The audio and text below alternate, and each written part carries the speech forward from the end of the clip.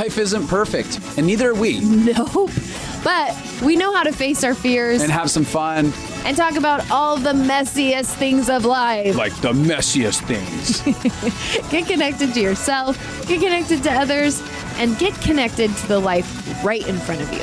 This is The Connected Life with Justin and Abi. That's me. That's you. And you. Well, I am so excited about today's episode. We have some of our favorite people on. And we were just kind of talking about random stuff, like connecting, when I casually threw out information that I thought was widely known. In this room. And apparently it wasn't. Nope. Dug a grave for Mariah. Mariah. Hello. I'm in a grave. I'm so excited that you're on the show. We'll tell the grave that you dug in a second. But you have been in my world for, 10 years? Mm-hmm. 10 years, a decade, which is crazy. I've known you since you were a wee little lad. Lass. Wee little lass. And you came and interned. You've interned in lots of different capacities for me. Currently doing another one. Can't stop. This is like the third time you've interned for me. But I like you a lot. Once you're in the Stumball cult, you don't get out. I just want to get out from the internship to something else, but still be in the cult. I want to be in the cult out of the internship. That's funny. So welcome to the podcast. And then we also have... We have someone named Steve here today, and Steve just so happens to be Mariah's dad. And Steve, how long did you spend in my office having me kick your butt? It seemed like an eternity. Probably 25 years. Yeah. Couple of years, maybe on and off. Yeah, I think 2 to 3 years. 2 years for sure. Yeah. It was a good time. One of the things that I remember about you is how effing stubborn you were at times. That's what I remember about Mariah. That's so great. The apple in the tree. Yeah. So we were getting ready to introduce them, and Mariah's mom is also in the room. Kelly, give a little shout out. Hey. Yeah, she's Kelly's here in the background chilling. And so I was talking about how funny it was that Mariah failed and didn't graduate her first year of interning. And so she had to repeat that year until I got invited to repeat the year. But Steve, what did you think happened that year? Well, I've been bragging about Mariah now for 10 years about how she did so well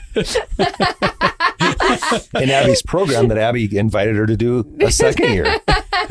And that's how it was framed. And when she came to us and asked us if we'd be willing to pay for another year of her internship. And we were really quite proud of Mariah until about 5 minutes ago. I feel like that's strategic marketing is what you did. Yeah. Yeah. What I needed. It was for a program that had you had these things that you had to do to graduate. And I didn't do any of them. They didn't know. They didn't know till today that you never graduated. The way that you presented it to Dad, though, and Mom, was just pure common business sense, right? Yes. I just said I am doing so good at vulnerability, which was true because I had to own a bunch of shit that I did. That's true. At the end of the year, she had to own everything. And the way she decided to clean up her messes is why I offered her the chance to do it again. Yeah. So would you say I did a good job? So good. You wanted me back for a second year? It's too late. Very true. Very true. I like the spin. Well, today, to finish up what I was going to say about Steve is Steve's been one of those miracle stories that I've seen both in my office and outside of my office. And we're going to get into some of that where I've seen I'm sitting talking to an entirely different man in many ways. But genuinely the best expression of yourself, the full expression of yourself, I've seen evolve over the last couple of years. And it was not without a lot of painful, hard, difficult work. And again, you're probably one of the people that when you run through my mind, I'm like, you're probably one of the people I'm most proud of. Yeah. Wow. And most awestruck by. Thank you. In your journey. And that was not with a lot. You're very welcome. And that wasn't just a journey that Steve had to partake in. That's a journey that Kelly had to partake in and the rest of the family had to participate in. And at some point, we're going to get both you and Kelly on here and have the conversation about your marriage. But today is going to be a little bit different. and this is going to be a 2-part episode. But we're going to start off with some of who Steve was through Mariah's eyes and Mariah's relationship with Steve and a few different things like that. Does that sound right? We're going to share a story of transformation in a family. Going to do a 2-part episode. And this part of the episode is going to bring so much hope to anyone who's grown up in any kind of family. Yeah. And I just, I want to start off by saying that, we joke about Mariah, lying to us. But I would do it 100 times because the transformation that not only myself, but I've seen in my whole entire family was so worth whatever the cost. Because I can honestly say that had we not met you guys and had brought you into our lives, we wouldn't be here today. I guarantee it. I have no idea what my life would look like and my family's life, but I just want to take this opportunity to give you that plug, I guess, if you want to call it that. And just thank you so much because you guys have poured into us. And I know it wasn't just business. You guys have literally shared your hearts. You've loved on us well. And I just really appreciate that. So thank you. We love you guys. Thank you for saying that, Steve. I really appreciate that. And for those of you who are listening, LFA is starting. I was just about to do an LFA part. And with that being said, you can get $100 off for this 1 week with LFA. You know it, girl. You know it. Business sense right there, Mariah. She got her entrepreneurship skills from her dad. Way to tee us up, Steve, with that genuine compliment. Is this a podcast or an infomercial? I'll take it and I'll write it. That's funny. But actually it is $100. No, it's not. Not anymore. I thought this week. This week. Yeah, no, this week. No. Yeah. Until the 31st. I don't know when that is. Yeah. Well, I don't know. But LFA, justinandabby.com. Yeah. Sign up. Fully alive. We'll talk about that later. Yeah. But getting back to, you're wonderful. Getting back to the story, why don't you go ahead and. Yeah, I'll tee it up. So Mariah came, it was when I was working in a school. Not the school that we now have our own school, but I was working for a school and she went to that school and she came to intern for me. And she was this adorable, precious, wide-eyed, innocent, vibrant, fun girl who wore ginormous clothes. That's what I think of. When I think of my first meeting with you, I was like, where's her body under all those clothes? But now she's very hot and shows it off. But you too can send your kid to a school to learn how to be less modest with me. No, I'm just kidding. So I loved her from the beginning, and we went on quite the journey together. So I'll just pass it off to you, Mariah, and you can share a little bit about what that process was like for you, and then how the journey started with your family. Yeah, well, I had no idea what I was getting into with Abby. I remember wanting to do an internship, and the one I wanted to intern for was full. And I was going to bed one night and I was like, God, who should I intern for? And I swear to you, I heard the audible voice of God say, Abby Stumple, and I had no idea who you were. And we started, and we were like the motley crew times 100. But I've always had what I thought was a great relationship with my dad. And in some sense, we did have a really great relationship. And my dad has always shown up like encouraging me, being there for me. There was all these like amazing things that he was. And I would talk about that to Abby. And what I didn't know is that Abby could see the other side of me, like hiding in shame and wearing big clothes because I was really scared to like have anybody see me or see my body, or really being afraid of failing, like never having any sort of intimacy or vulnerability because I was just so terrified of somebody seeing me and saying, no, I don't like that. So I remember having a meeting with you probably like not even halfway through the year, which means I've known you for like 3 months at this point. And I don't even remember what we were talking about, but all I remember was you said, you keep saying that your dad is a great dad, but can't he just be like a good dad? Or is there parts where like he's just not a good dad? And like I was like, I've never heard that, but what do you mean he's not a good dad? And you're like, well, there's all these things over here that like point to like your dad like failed you in here. And I was like, I remember in that moment knowing this is so painful. And I think that this is it, though. Like, I think that this is the thing that I've been running from. And I've been so scared to like admit, because the role I played in my family was the protector of my parents. And so how could I say you failed me somewhere and still stay in the role of the protector? Mm. So I think my next thing was, well, if I tell him this, he might kill himself. And you were like, well, Mariah, are you going to spend your whole life protecting your dad from killing himself? Which was such a strange twist of the conversation I thought I was going into. So I Which realized, FYI I knew that he could handle. I wasn't being callous. I was like, he's going to be able to handle hearing he's not perfect. Yes. Yeah. That was what I was afraid of, was saying, which I wasn't. Yeah, it wasn't going to be anything. It wasn't like you're the worst that ever existed. It's just you're not perfect. Which goes to how like warped my brain was in this role of like, oh my gosh, if I tell you that you've made a mistake, my next fear is like, you're going to kill yourself. Right. So anyways, I left your office in tears. Like, I had so much pain and so much relief. Like, that was it was such a bizarre experience. So I don't even take a second. I call my parents. Like, I was in the car. Well, I love that you're just on top of it. This is she's wild, like, I'm doing it. Yeah, well, it's one of the reasons I loved Mariah. She's like, I'm going to run at this. Yeah. Well, it was like you opened my world up to Pandora's box, I think, is, if it's a good thing, Pandora's box, then you opened it up to it. And I just felt so much hope. Like, I'm tormented. And I was so tormented that I had to disassociate from how tormented I was. And the second you were like, hey, you might be tormented, I was like, yes, I am. I am. This is horrible.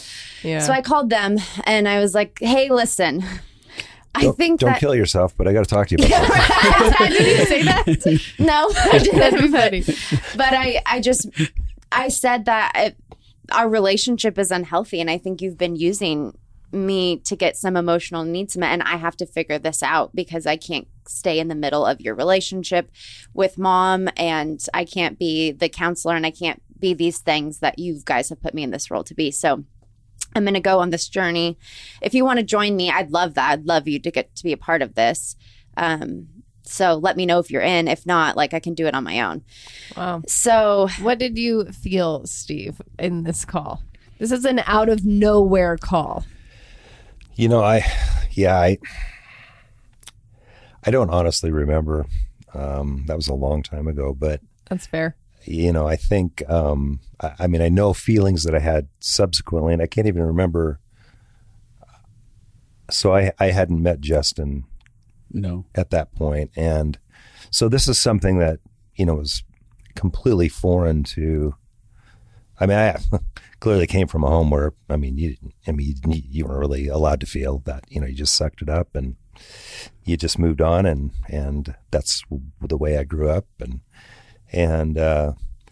I do remember along the way that, at times it felt like a real gut punch because I didn't have a full understanding. And then, you go through the whole process of, well, what the hell is she learning? Like, what's going on down there? Where's she at? We're 500 miles away and she's being brainwashed. Yeah, literally. To hate me. Yeah, who is this Abby thing? I mean, what, tell me again, what's going on here?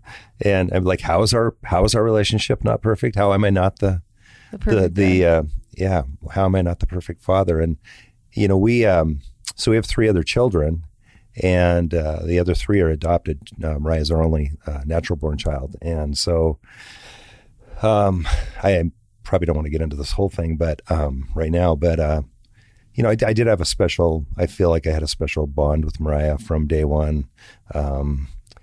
We can kind of get into the why down the road, but when Mariah was born, I felt a love that I'd never felt before instantly. And it felt like it was what I'd been looking for my whole life, and I couldn't really explain it. I still can't totally explain it, but it did form a bond with her that I just felt was really special. And it is really special. And it is. Yeah. Kelly used to, and still does sometimes, joke about how, Mariah, had me wrapped around her little finger. Yeah. And to some point, I mean, that is, is true. It was true. It still is true. But I didn't do real well at times with the other children. And yet I always felt I held this place in my heart that I felt like, well, at least I didn't screw this one up. So, getting to the place to hear that, well, yeah, you did screw this one up that too. That could feel devastating. It was hard. It was really, never in my life have I ever felt suicidal, but I remember there was a point where it was about a 2-day period where, we'll probably talk about it, but Mariah brought home a book and gave me this book. The emotional incest syndrome. Syndrome. Yeah. Emotional incest syndrome. It's a horrible name for a book. Could they rename it so that you could just give it to people without incest? I was like, maybe when your parents love you too much or something like that. Something nicer than that. I know my mom lost her mind when she saw that book. Yeah, me too. But then I started reading the damn book, and then I realized, holy crap, this has been going on, and. Okay, let's not go there yet. Okay, so you start telling him. Sorry. No, that's great. That's good. Well, I want to pop back to that. So you call them, you tell them. How do you remember them responding? Well, I remember the first conversation, I felt like they were like deer in the headlights. Like, yeah, whatever you need, Mariah. We want to help you on your journey. That's good. And so I was like, okay, great. So then I remember... I think I had a dream. That was what started it all. I had a dream where I realized I hated myself, and my dad was a part of the dream. Wow. And I realized, I think I've been like Dr. Jekyll and Mr. Hyde. Like, I love you so much. You're so wonderful. You're so beautiful. And then also I could feel all my dad's self-hatred. So it was super confusing to be like, and then also like, hey, I need this from you. And I'm not going to give you it's hard because I think I picked up this role in my family from a very young age because my siblings were adopted when I was 4. So it's like they came from a really traumatic home. They had so many needs. Like, it was just overwhelming, like and nobody was prepared for it. Yeah. So I remember... I'm sure this was like such a flippant statement from my dad, but I remember my mom was homeschooling all of us and we were crazy, like nonstop fighting. And my dad was like, hey, Mariah, can you just help with the siblings? Can you help keep the peace? Because it's like he knew that like they're super traumatized and they're going to fight. But he's like, you're not traumatized. Can you not fight with them? That's probably like what you were saying to me. But I remember having this vision of because he was like, Mom might go crazy. Like, this is just, and he probably used that word like, she's just, this is a lot for her. But I remember like having a picture of finding my mom under our homeschool desk, rocking back and forth in the fetal position. And I was actually like, going crazy. Literally, I was like, my mom's going to, kid mind. Because we also saw One Flew Over the Cuckoo's Nest around the same time. And I was like, it's so funny how that affects things. I have to save my mom from Nurse Ratched. So I was like, game over. Yeah. Okay. And I remember like hiding, like, I was like, okay, I don't need anything from them. Like, these siblings need way more than I do. So I shut down literally all my feelings. Like, I could joke around and I could have anger, but I had funny, happy, and anger, and that was it. And so I had all of a sudden this like awakening of feelings, which was very bizarre. So I remember coming to my parents after a moment of awakening of feelings and having memories come up of my dad, making a comment to me about, I think it started with my body, like realizing, you like encouraged me. And also I had you have this weird relationship with your body that is being projected on me.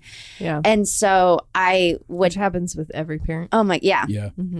So I brought it up and I think it was like, well, what are you talking about? Like, I think I got a lot of defensiveness or like, I didn't mean that. Or like, he's like, I didn't want to hurt you. That's not what I meant. But I'm like, you're dismissing all these new feelings that I have. And so we had lots of like me talking about how painful this was when this happened, or that was when that happened. And my dad being like, I would never talk to my dad about this. I would have never brought this up. I just honored my dad. And I'd be like, that's why you're so screwed up, because you were never honest. And yeah, we would go back and forth. And he would always come around, which is what I love about my dad. Like, I knew, like, yes, I would probably hit a defensiveness wall.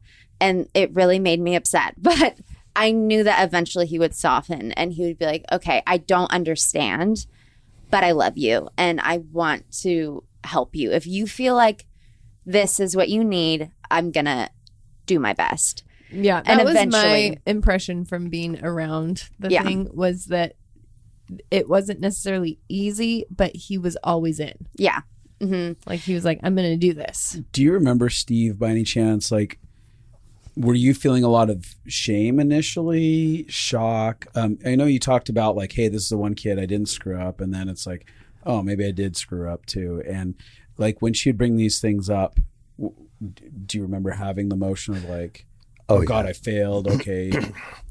Yeah. I mean, when you love somebody, you know, so intensely that, and then you realize that inadvertently, you know, you hurt them. And then you realize the reason that you hurt them is because you were hurt by your father, who you tried to idolize and in your mind. I remember one day you said, why are you always trying to protect your parents? Yeah. And I was like, I'm not. You're always trying to defend your parents. Like, some of the stuff that happened to you is pretty jacked up, but you're always trying to protect them. And I was like, I don't know. I mean, I guess I wanted them to be what the perfect parents. Because then if they weren't, then I have to deal with that. So that played a part. And then, you know, Mariah would bring things up and like it was just a perspective that I'd never seen before. And I remember one of the things was body image. And I've always told her how beautiful she is. And you know, right. So you're like, I've been that didn't feeding make any your sense to body me, image. right? Yeah. But then I realized I was kind of obsessed on that. Like, I wanted her to, you know, it was based out of fear. I wanted her to get the absolute best man that she could possibly get. Right. And, you know, I mean, I knew what I was attracted to as a man. And I wanted her to be that so that she would be attractive. And I didn't even realize that, you know, I was making comments, you know, I'm very critical. I was very, very critical. And I'd be critical of other people. And I would, you know, probably make myself feel better by, you know, Mariah and I, you know, we would joke about things. And sometimes mostly me, but make comments about, you know, people that were overweight and, you know, or just different things. You'd pick people apart. And that was coming out of a place of, you know, self-criticism I know now. But what I didn't realize is those things that I would say about people, like Mariah internalized that. Right. And I didn't have a clue. Yeah, because like, you're thinking, totally like, I'm clueless. telling you, you're beautiful enough. You're not like her. Yeah. Right? Yeah. And you're hearing all of those, like, I can't be like her. Don't get fat. Don't ever get fat. do that. Don't ever do that. Yeah. Right. Yeah. And that happens often in a lot of, parent relationships where we as human beings, we all have relationships with judgment and criticism at some level that we're battling through, and we project it out there, and our kids just pick it up and they go, oh, okay. I remember I said something once, and man, it's one of my biggest regrets, but I remember Mariah, I think, was in high school, and she was having some trouble losing weight. She was an athlete, and she was always working out, and she was eating pretty well, but she couldn't seem to lose any weight, and she was starting to gain some weight, and I don't know, you were maybe a junior or sophomore, maybe in high school or something. And I think this was after high school, because I after high school I really struggled with losing weight. Yeah, I don't know. Maybe you're younger than me, so you probably remember more accurately. But but I just remember I said to her something. You know, I said, you know, literally, Mariah, if you would drop like 20 pounds, you would get any man you wanted.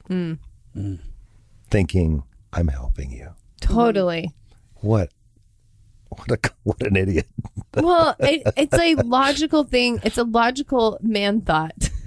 Yeah. In the sense of like, I think that I'm giving you information that will help you get what you need in your life. Right, but I was ignoring a whole complete part of Mariah that was wonderful and beautiful. Totally. And like very attractive. Like that was one little tiny part of her. Right. Yeah. And yet I made it like all of her. Mm-hmm. Yeah. And, so I still regret that. I mean, that was a terrible thing to say, not realizing it was a terrible thing to say. But Has he talked to you about that before, Mariah? Yeah. Yeah. And you've had healing moments with that? Or... Yeah, actually that comment was when I was in high school, and I think you like coupled it with, and think of how fast you'd be on the basketball court. And I was like, yeah, totally. I need to be fast. But yeah, I think that honestly, body was so interesting because it was such a big issue, but it was such a small issue now looking back, I think. Right.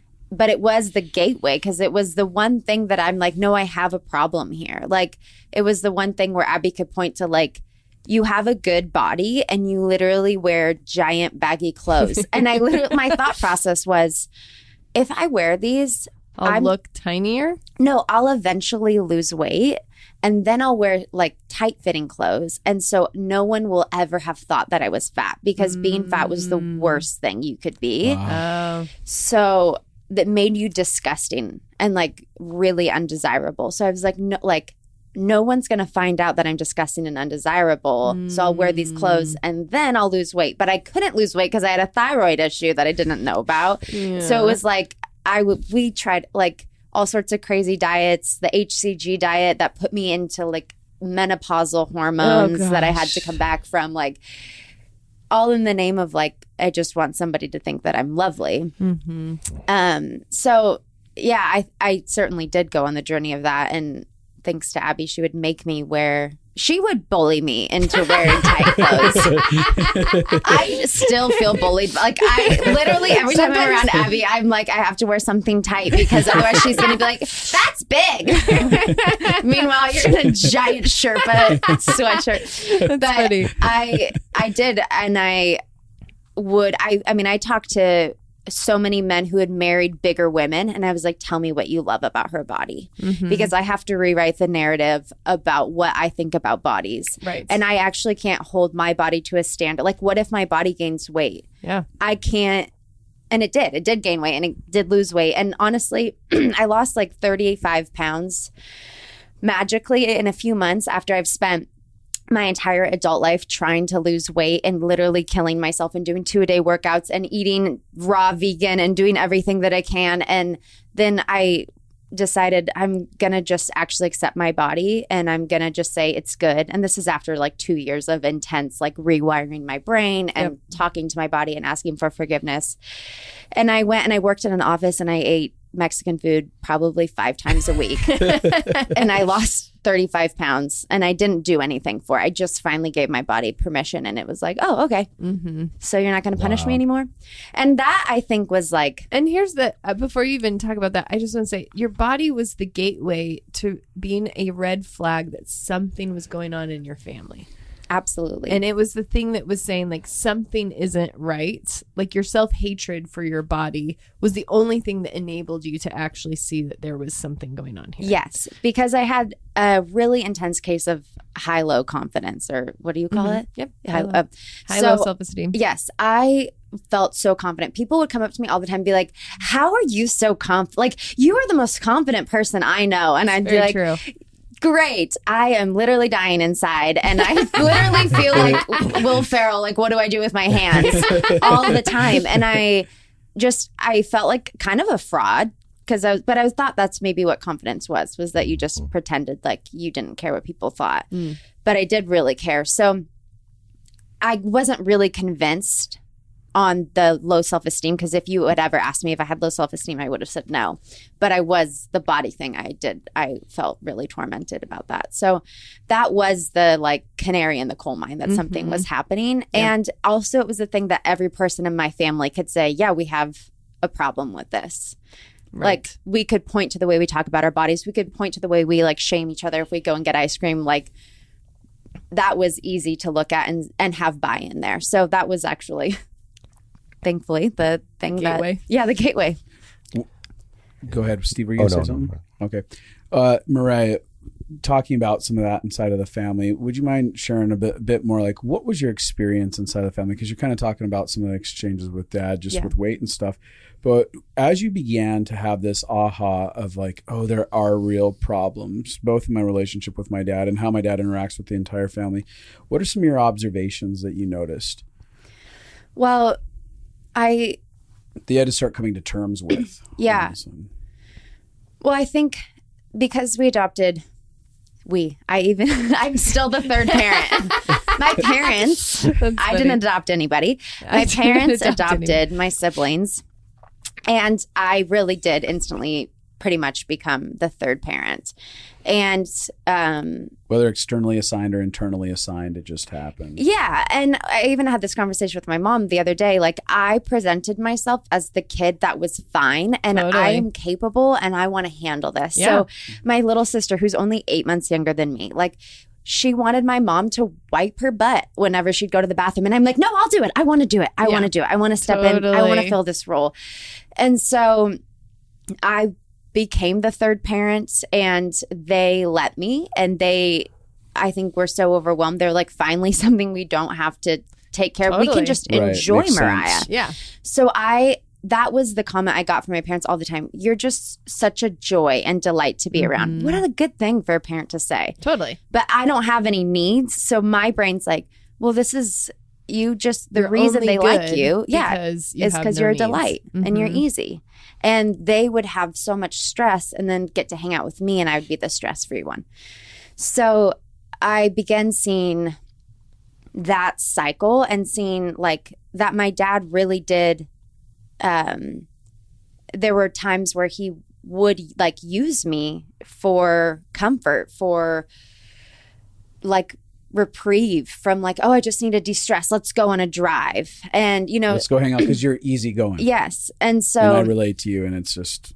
Yep. I could see that. No expectation out of me in this moment with you. And that makes sense. I get that. Like, oh, suddenly a reprieve. Right. And it was chaotic. Like we grew up and it was a lot of chaos. Which is reasonable, especially when you have like, you have 4 kids and then you have the adoption element and then some of the history of what your siblings came from. Yeah. There's just a lot to it. There's going to be messiness. There's no way you can't have that type of messiness. Oh, right? Totally. Yeah. So, and then so my dad started drinking, I think when I was...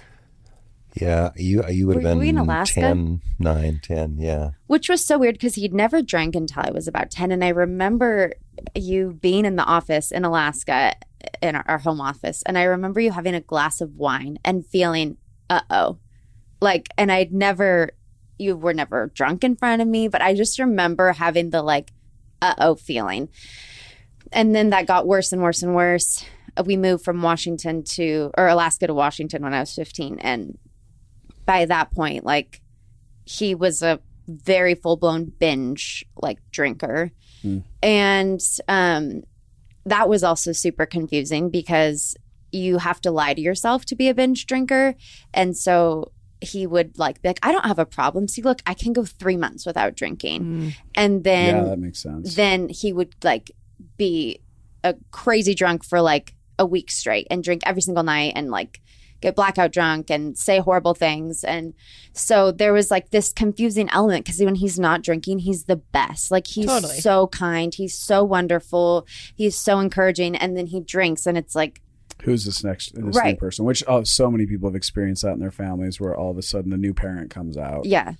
During that time. So then as my role as the fixer, the counselor, I'm like, well, I have to get my dad to stop drinking so that our family can like feel normal again. And so I can get the dad that I like to be around. And so that means when he's drunk, I'm trying to like convince him to stop drinking or get him to like settle down or, like he would say and do embarrassing things in public when he was drunk, and I would try and be like, no, shh, stop. And I'm still a little bit of a public shusher probably because of that.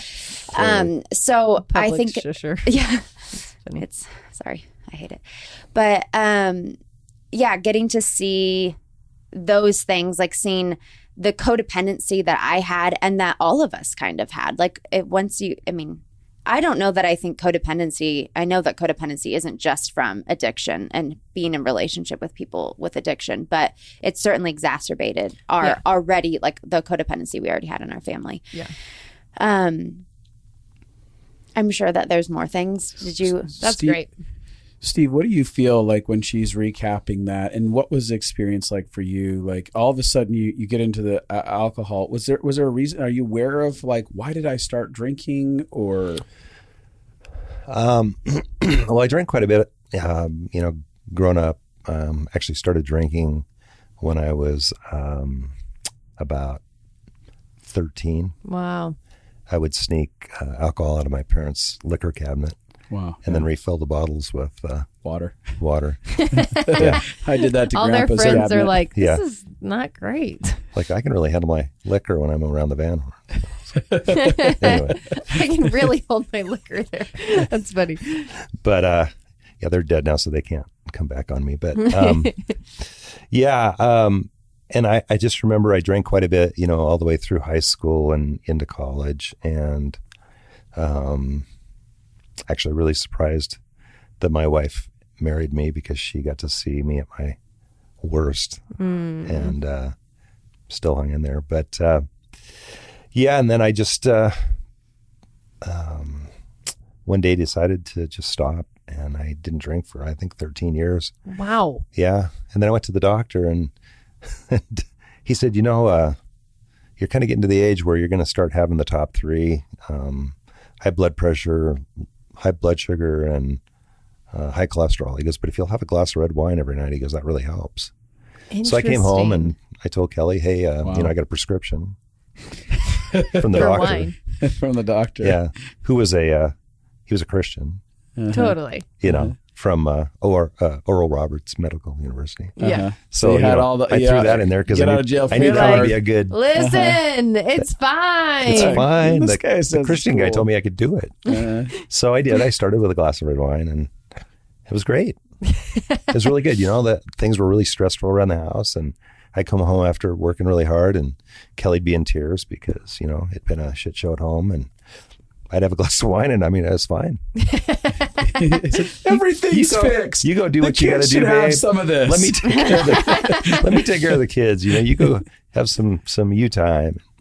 And that kind of became my new coping mechanism as I started realizing, that I was pretty miserable, and we'd made decisions that really altered the course of our marriage, the course of our family, the course of our life. And for me, one of the biggest, as Mariah was talking earlier, one of my biggest fears was when adopting, bringing new children into your home, that my relationship, that special relationship that I had with her would be jeopardized or in danger. And I didn't want it to change, even though I knew it had to, but I didn't want it to change because, remember, it was that one thing that I'd felt love like I'd never felt before, and I didn't want to risk the possibility of losing that. And so I had a lot of fear, a lot of resentment.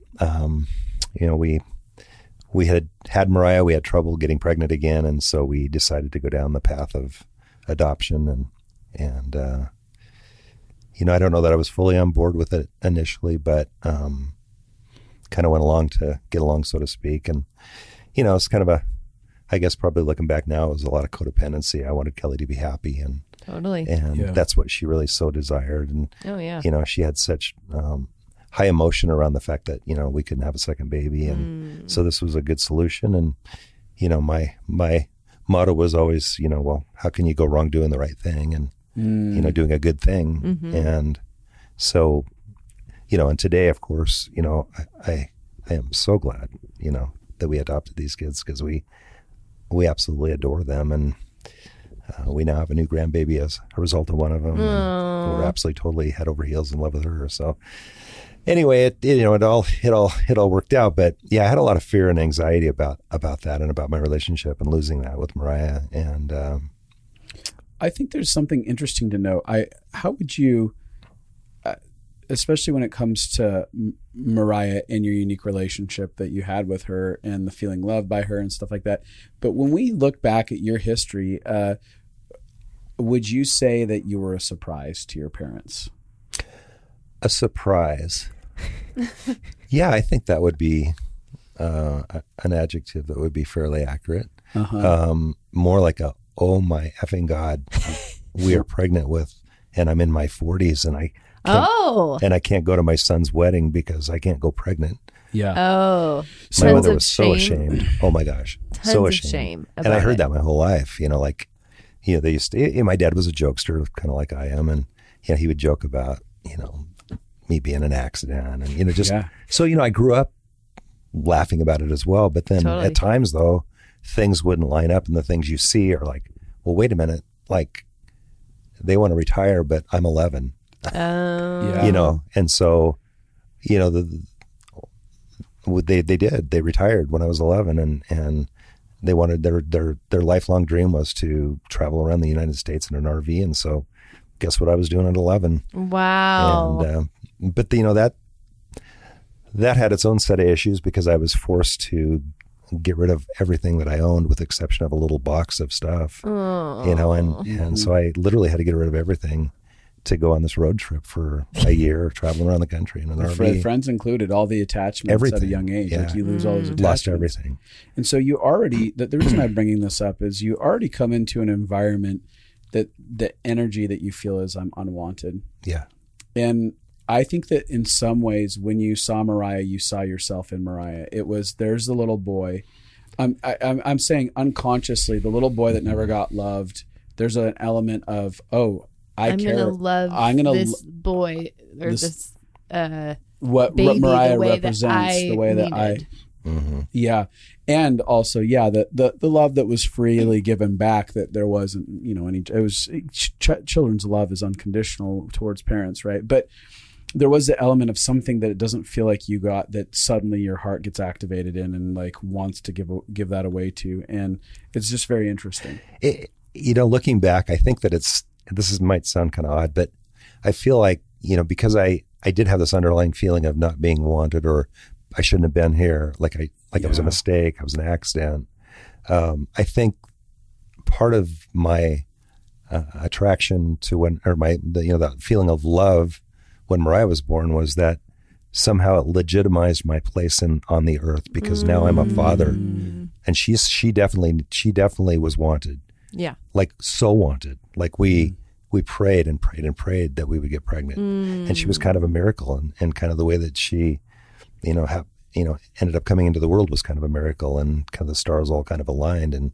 And so we really felt like she was a total gift from God, and that legitimized me and my purpose and my, because she was, she should definitely be here. Right. I'm her father. That makes me, that validates me. Like now I'm like, I've got my place now in the world.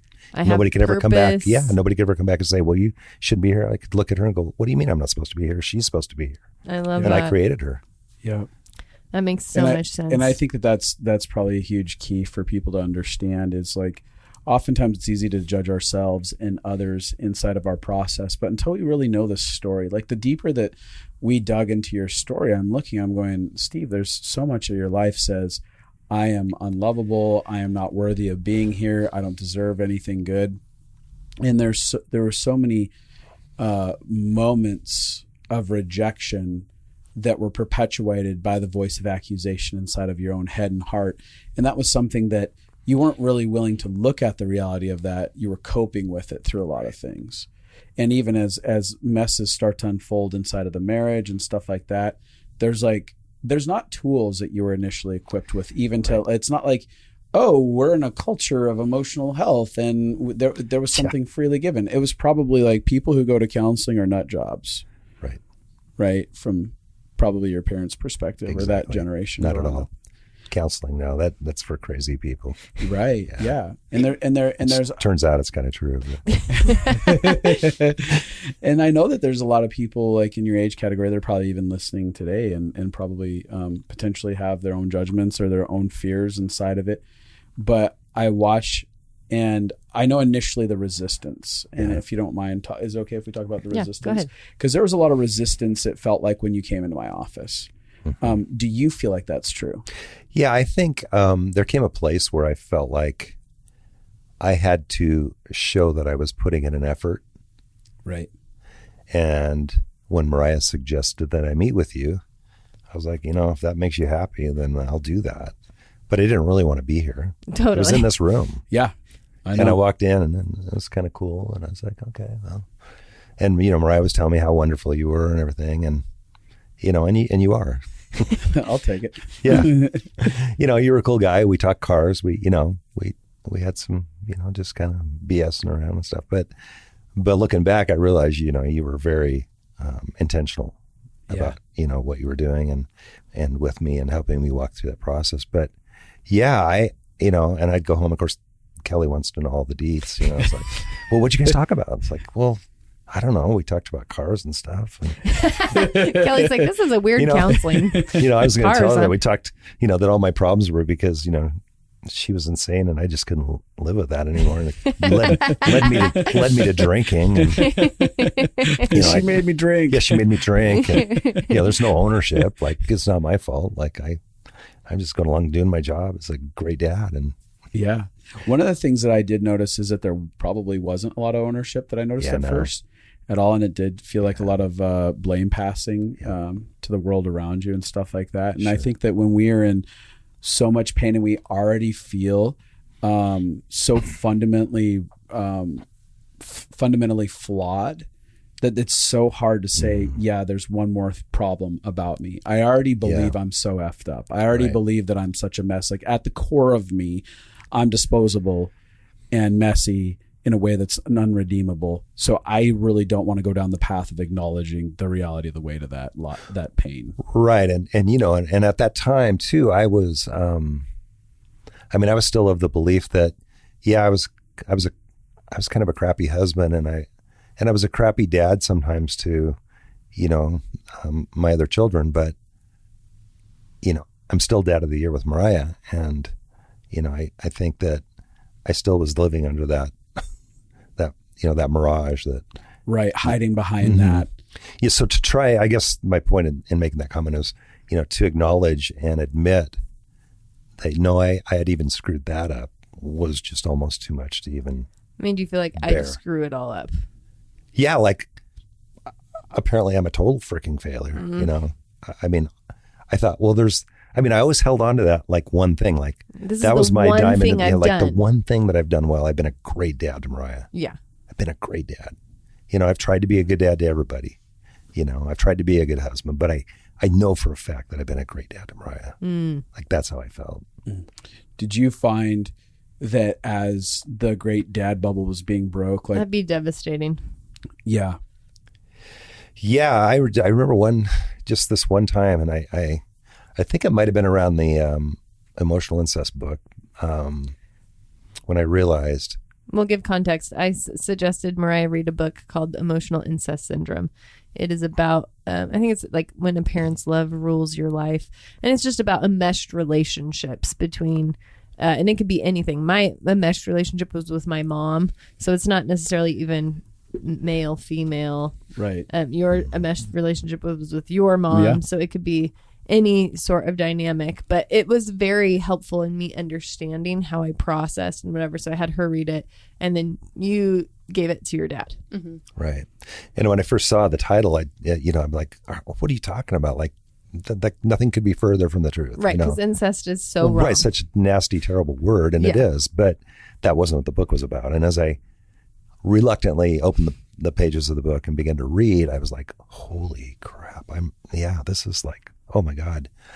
So I think at that moment, there was I just like to say, again, kudos to you for deciding to read a book. Right. Be when willing you're to so frustrated. Yeah, it's amazing. Well, at this point, I think too, like I remember at one point thinking, I know my dad thinks that I'm crazy and that he has like zero buy-in to anything that I'm saying. Like anytime I was like, Abby or Justin said this, like I knew he was like, F them. Like, that's nice. Like he hated you, nice. I'm sure, at one point. A lot of parents have. A lot of parents have. So it was actually a big deal because he literally thought it was all crazy. He thought it was against everything that even the Bible talked about of how kids should interact with their parents. Children, and there was your mother and no, father, no honor. Blah, blah, blah. And yes, probably half the conversations I didn't have any honor because it was like, I have all these feelings and you're being really defensive. But we did our best. But yeah, it was a big deal that he read the book, it was a big deal that he took those steps, because it was all out of like having just a small amount of trust that maybe I could be onto something, and a commitment to like working through the relationship, even though it felt like it didn't make any sense. Well, I just remember there was about a 2-day period. Like, I have never been suicidal in my life. I've never even thought about it. Like, I have way too much fun to ever want to leave this earth. But in fact, I'm hoping the Lord kind of waits a while, because this is really kind of a fun life. But I remember having about a 2-day period where I just kind of went into this funk with the realization that, man, I have not even been a good dad to Mariah. Like, there's been so many things that I've not done well. So now I haven't been a good husband. I haven't been a good dad. I have a good business. I mean, there was that, but that's all I had to offer. And to come to that realization, like, I did think for a little bit, like, well, I've got all this life insurance. Maybe they would be better off if I just wasn't around. Yeah. Because I wasn't a good husband. I never felt like I was godly enough for my wife, and that was on me, not her. But I mean, that's how I felt. And, I always felt like, I was always trying to catch up to her spiritually, and I just thought, she'd be highly marketable. Yeah, she's gorgeous. She's now rich. She'd be highly marketable. She'd have no problem finding that guy. You guys both have entrepreneur minds. She'd have no problem, finding that really godly man that she so desired, And I just remember thinking, yeah, I mean, just for a moment, like, not probably even seriously, but just, yeah, it did cross my mind. And honestly, it scared the shit out of me. Like, oh my God, like, no, I'm not going to, I would never do that. That's ridiculous. Because then I started thinking, well, I still have to walk 3 girls down the aisle. Right. And there's just all these things. And I'm sure I'll have grandchildren coming. Like, no, I can't even consider that. That's just dumb. Totally. Right. Totally.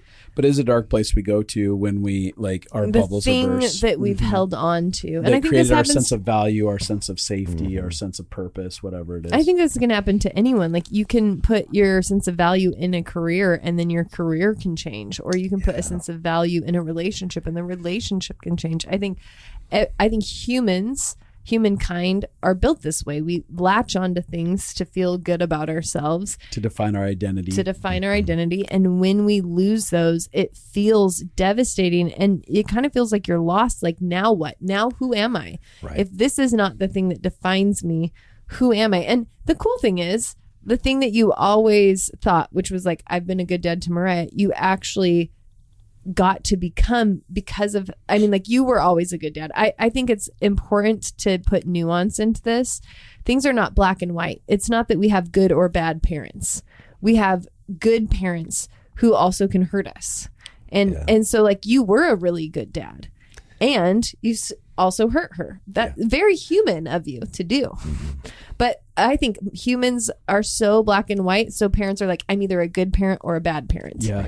And kids often are like, you're either a good parent or a bad parent. And people have a hard time holding both, that both things could be true. But regardless, the choices that you made, and this is how I felt with Justin's mom, also the choices she made to walk through reconciliation and healing as an adult is what defines her as a good parent at this point. Yeah. Absolutely. And that's been really beautiful. Do you guys want to share a little bit about, like, the good parts of the healing journey for you guys? Yeah. Well, I think I had to, like, turn a blind eye to all of the good for a season, which was very bizarre because it was... Well, you'd lived in denial. Yeah, I'd lived in so much denial, and all my security was built in my dad. So, like, I just knew he'd always be there for me. I knew that I could, like, if I needed money, he would give it to me. Like, I was never going to go hungry. I was like, he was my security. And so, I had to shake that up a little bit and find that I was going to be okay without him. Yes. And that, like, I wasn't going to die, and that I would be able to find worth and value outside of it. Because as much worth and value as he found in being my dad, I found in being his daughter. Yes. So I did have to focus on the negative because I never even looked at any of it. Right. And I guess negative is even a bad word. I just like being honest with like the good and the bad. But I wasn't even able to receive all of the good because the good was so thwarted because it was all wrapped up in like all of this convoluted mess. So I had to grieve a lot. And I think that was where I felt like my dad showed up when because I was really angry, and that was the only way I knew how to communicate. We are a yelling family. We fight it out, and we're not even Italian. And so that's all I've known is like I can scream and tell you how I feel by screaming. But so I was working on getting soft and tender. And when I showed my dad softness and tenderness, it was like a magnet to love and comfort, which was also kind of weird because I've been the comforter. So then having to receive comfort from the person that you have spent your whole life being comfort for and taking care of was very weird. Well, and you're having to let go of identity for you because your identity came from I'm good because I give. Yes. I'm good because I take care of them. And so then to allow yourself to have needs and let them meet them, that goes against everything inside of you of why you're worthy of their love. Right. So the thing I've always wanted from my dad is for him to be big and to comfort me and to like let me fall apart and cry and him comfort me. And then we're having that moment and it's nothing like the movies because my internal world is like, well, isn't this weird? I don't really like the way this feels. And I was like, okay, just try and let it's a so little out of bit. control. It's so out of control. Yes. So trying to let a little bit of that in, I was like, okay, if I can stay present in this for even like a minute, that's a victory. And then the great thing about my dad was he at first was like, okay, we've already dealt with this. We need to move on. But very quickly gave up the timeline. And that is great. And he still feels like that to me. Like there is no journey end point. There is no like, it's fine. Like I'm fine now. We don't need to keep doing this. So you're actually watching the evolution all of a sudden, finally, from okay, suck it up and get over it, which is what he was forced to do within his own childhood space, to becoming tender himself and just being like, it's okay for you to be on this. Yes. And multiple times he'd come to me and be like, hey, I have realized that I did this to you. Do you want to talk about it? If you don't want to talk about it now, I'm open to talking about it as much as you need to talk about it. So he started coming to his own realizations and bringing them to you. Yeah, I kind of remember when I connected the dots in that. Like initially I always wanted to make excuses and like I wanted to validate Mariah's feelings, but I also wanted to let her know that there was a reason for the way that I did a certain thing or didn't do a certain thing, that, in other words, kind of passing the buck. Well, you don't understand, what I was going through at the time. Sure. When all she really wanted to hear was, honey, I'm so sorry that you're in pain. Yeah. I just want to sit with you in that and attune to your, to the process that you're walking through. And I remember when it finally it just clicked one day. It was like, okay, you don't need to do anything other than just hear her, just to let her know that you hear her heart, that you feel, the pain that she's walking through, and just sit with her in that and just go, what do you need me to be right now for you? Like there's no pressure. Like just to ask her, what do you need from me? Like, I am so sorry that, whatever it is you're walking through, but, validating her feelings and then just letting her sit in it and let her tell me. Sometimes it was, we needed to have an hour conversation. Sometimes it was nothing. I just held her and just let her cry or whatever, or just be with her, and it's interesting because it turns out it works with everybody in my family, including my wife. Well, what's so funny about that is like, I mean, that was like in the last years that I felt like you began to last couple of years. Yeah, especially maybe even the last 4 or 5. But the beginning of the journey, I remember having conversations with him and being like, I don't want to hear what you were going through. Because also I'm so enmeshed to both my parents. I know everything that they were going through. You don't have to tell me. First of all, you already told me when it was happening what you were going through. That's half the problem. Second of all, I actually already know because I've been feeling it with you because I'm so enmeshed. So for him, he would always tell me, oh, well, here's what was happening. And it was like nails on the chalkboard to my heart of like, okay, there's justification that I didn't show up in the way you needed me to. There's a reason why, which logically, yes, there's a reason why, but my emotions aren't in logic. They just needed to hear that's not what I wanted for you. Yeah. So I would tell them all the time, I don't want to hear your justification. I just like, maybe later you can tell me that, but right now I just need to hear that you're really sad that that's what I experienced and that your heart is broken that I'm feeling that and that you want to love me in this and that you care that I feel sad. And maybe you could even tell me what you wished would have happened. Could not get it through his head. Could not until Kelly raises her hand in the background. Me too. She was saying that's me too. Until there was a moment where I think it finally clicked. I remember you talking to me about your dad and you never getting that with your dad. And all of a sudden this compassion welled up inside of his heart for himself. And once he could buy in that he deserved compassion in the middle of all his shit, in the middle of all the stuff that he did, he deserved compassion. That was a thing that was like, oh, Mariah gets compassion at whatever part of her journey. As much as he loved me, as much as he wished he never hurt me, the compassion wasn't there. And that's what I needed to actually feel, oh, my dad is in this with me and he's actually wants to walk through healing with me. And that was really the like beginning, I think, of where I felt like, oh, I can trust you because you're not trying to get yourself to be better. You're not trying to get yourself out of pain. That's like half the thing, which I can't imagine being a parent and having your kid come to you and say that you've hurt them. You would want yourself to get out of pain because it would be so painful. Your whole life is to protect your kid.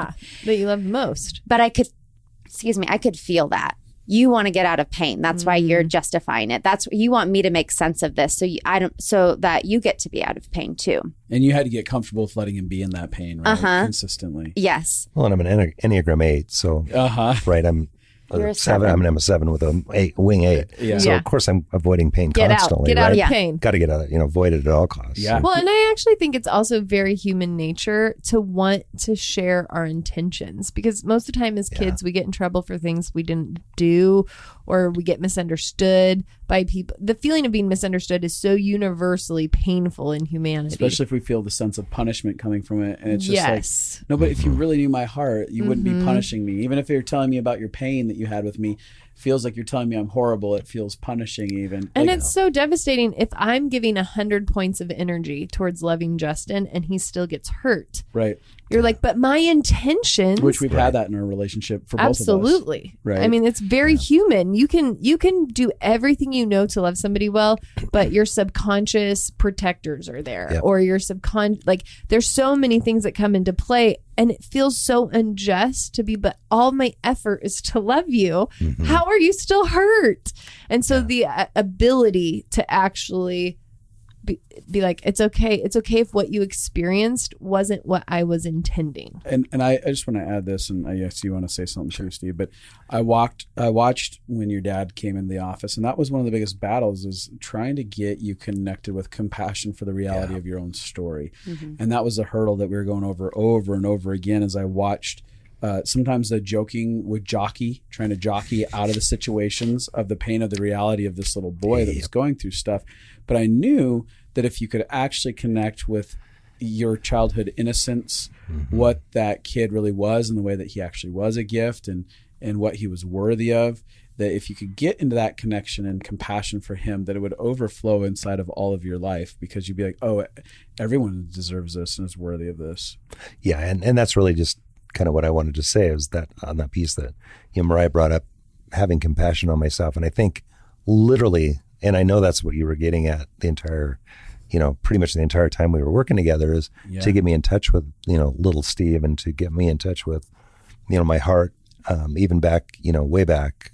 And I think the key to the whole thing for me was, the main key was probably learning to have compassion on myself, which is so counterintuitive when you're coming from the background of not feeling loved and not feeling worthy of having compassion on yourself. Like they're so diametrically opposed. Like that's probably one of the hardest things in the world to do. But when I was able to actually look back and, even to this day on my phone, I keep a picture of myself as a little boy. And when I'm having, a problem having compassion, I just look at that and go, no, you deserve compassion and I love you and I love your heart, and even, all the way back. But that was monumental, honestly. That if I could drill it down down to one thing, and it wasn't just one thing, but one of the main things was learning to love myself, learning to have compassion on little Steve. From there, everything else was birthed. Well, it's true, because when we don't have love and compassion for ourselves, that sense of unworthiness continues the destructive behavioral cycles, which you had many of those that we might even get into in another episode with you and your wife, and how that played a role inside of you guys' marriage. But there's all these cycles that mount, and the further we get into those destructive cycles, the even more we don't believe we deserve. The more we dislike ourselves, the more we feel unworthy. And we get further and further away from it. And I watched as you would begin to engage the process of love and self-compassion, that the destructive nature cycles that you were in started slowly falling away, piece by piece by piece.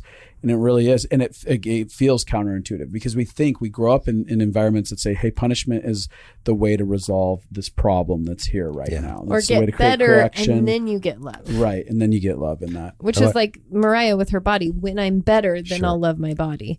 Instead of I'm going to love my body, and then that, like, we all try to fix our behavior before we connect to love and compassion. Right. Yeah. And what were you going to say, Steve? I just remember walking out of here, many times thinking, just doesn't really know me. Like, he doesn't know who I really am.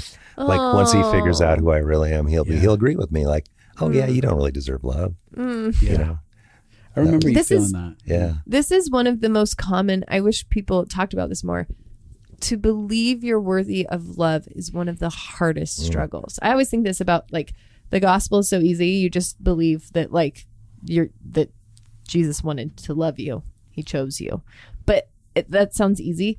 But love, when you have for me, I had such deep self-hatred that I remember a season where people would just speak like love over me, and something inside of me would violently react. Yeah. Because it felt like, no, I can't believe that. You don't know how bad I am. You don't know how effed up I am. Like, love can actually feel painful. And so it's very hard to get to when love is the cure, but going towards love feels dangerous. Because can that actually be real? And that it can't be real once you find out who I actually am. Like, you feel like you're living a double, like Mariah mentioned earlier. You feel like a fraud. I mean, we moved around a lot, as a kid, and I just remember, like, I was always the new kid, and I just thought, well, if I could use humor or something to make kids like me, then make myself likable, then they'll never have to know the real me. Because if they knew the real me, they definitely wouldn't like that person. Right. And just living that for years and years and years, and into adulthood, into business.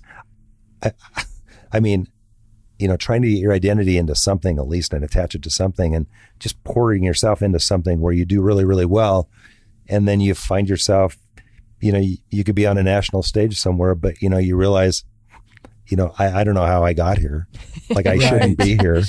Like, and that's a really nice trophy, but I don't deserve to have that. Like, I don't, if they, just being so afraid that you're going to be found out. Totally. Yeah.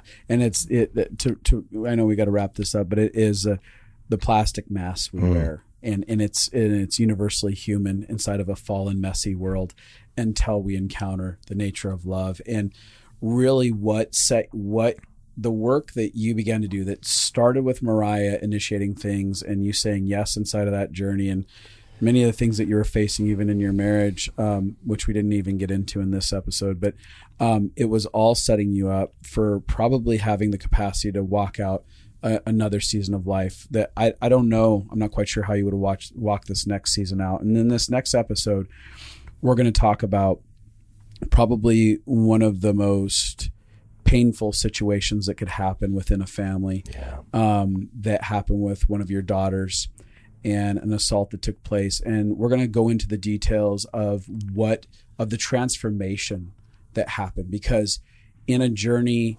of something so painful, it should be the thing that puts the nail in the coffin for an entire family. But what I watched happen was a profound digging in, both into who you were as a person, Steve, and into your relationship with your wife and into all of your kids. Like, there is something so profound that came out of the way that you evolved as a person, as a father, as a husband. And also there's something profound in the entirety of what happened for the whole family as we get to how the story found itself wrapping itself up in at least for this current season of how it wrapped up. Something that I was saying, it's the next episode's so good because it's so redemptive and holy and sacred and real and honest, and one of those things where I've like seen movies that are like this, but have never witnessed somebody do this in real life, and so I'm really excited to share that with the world. Yeah, really excited about that. So, but before, did you have something? No, go ahead. I'll let you guys. Do you guys want to do an LFA spiel? Do either of you guys believe in it? Well, I was gonna after you're talking about compassion, I was like, the Compassion Project is also a great resource. The LFA is wonderful, and you've done it, I've done it, Mom's done it. It's all of the tools that you guys have taught us. And if you do the immersion and mentorship course, it's even better because you get to have somebody help you walk through things. But it's the thing, it holds the keys that you need to get freedom. And freedom is really hard, and it's not very glamorous, but it's really worth it. And it's the thing you've always wanted. Mm-hmm. It's the thing that you've always wanted, and you don't know how to get there probably. And LFA will literally give you the roadmap that you need to get there. Yeah, I know, and I know probably for some people, you look at things like, the cost versus the value. And, as a business person, I guess I'm going to bring that up because I can tell you that being jacked up cost me thousands and thousands and thousands of dollars. Mm-hmm. And I can't tell you how many times I've said, I wish I knew then what I know now, because life would look radically different. I'm so glad for where we are today. I don't resent, the tough times, but I can just say that, had I known this stuff at age 20 or 30 or 40, I mean, my life would be completely different. And I'm sure that I'm 100% positive I would have saved myself a hell of a lot of money and a hell of a lot of grief. Mm-hmm. And, that my family, honestly, if I'm being candid, I still have family members that are still reeling and still walking through the crap that, that we sowed into them. And so, yeah, I mean, it's not even shouldn't even be a question. Just do it. Just do it. Yeah. This is so much better than us giving a spiel. I love it. Really is. Yeah. Well, everybody, tune in next week. It's not going to be an episode that you want to miss, and it's probably going to be one of the most powerful episodes we've done in the last year. Absolutely. Easily. And so you can go sign up for LFA if you want that's Living Fully Alive at justinandabi.com. That's abi.com. And we'll see y'all next week.